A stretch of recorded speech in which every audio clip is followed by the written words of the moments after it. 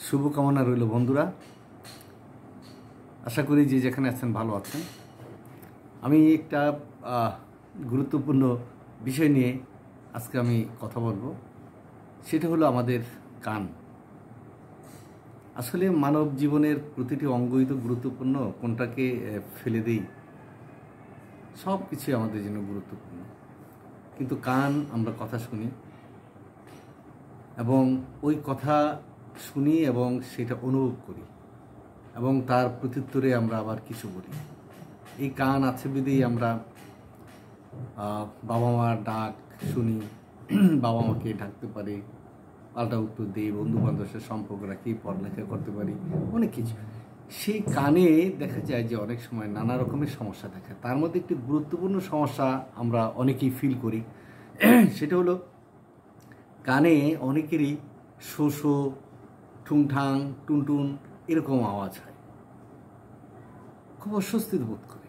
এবং অনেক সময় দেখা যায় যে সেই যা কথা বলছে সেই কথাটা তার কানে আবার প্রতিধ্বনিত হচ্ছে, নিজের কথাটা নিজেই শুনছে। এরকম আমি বেশ কিছু রোগী পেয়েছি। তারা বলে যে কী যে কষ্ট হয়, কী যে ঝামেলা হয় বলার মতো। আমার কথা আমি শুনি, তারপরে এই সব সময়ের জন্য গুনগুন পুনপুন আওয়াজ হতে, ঠুংঠাং আওয়াজ হচ্ছে, মাথাটা ধরে যায়, একটু অস্বস্তিকর অবস্থা। তো এটা আসলে কি? এটার সাথে আসলে সম্পর্কটা কি? এটা আসলে সম্পর্কটা অনেক সময় আপনার হয় শারীরিক দুর্বলতা, নিউরো সমস্যা, তারপরে আপনার ডায়াবেটিস যদি থাকে, হার্টের সমস্যা থাকে, রক্ত চলাচলে যদি সমস্যা হয়, এই সমস্যাগুলো বেশি করে দেখা দেয়।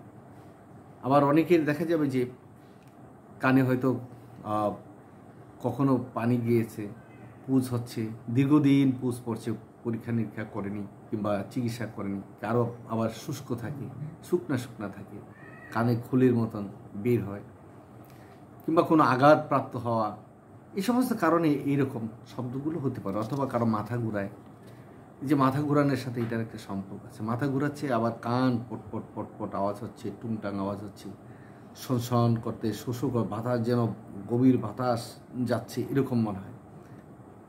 এই অবস্থায় আমাদের হোমিওপ্যাথিতে কস্টিকাম নামে একটি ভালো ওষুধ আছে। এই ওষুধটা যদি সঠিক মতো ব্যবহার করা যায়, সময় মতো প্রয়োগ করা যায়, তাহলে এই সমস্যাটা খুব স্বল্প সময়ে দূর হয়ে যাবে। সেই জন্য আপনারা একজন ভালো ডাক্তারের সাথে কথা বলতে পারেন। হোমিও চিকিৎসাটা আসলে খুবই ম্যাজিক্যাল চিকিৎসা। যদি আপনাকে সঠিক মতন ওষুধ দিতে পারে, তাহলে আপনি এই সমস্যাগুলো থেকে আপনি দূরে থাকতে পারবেন এবং আরোগ্য হয়ে যাবেন।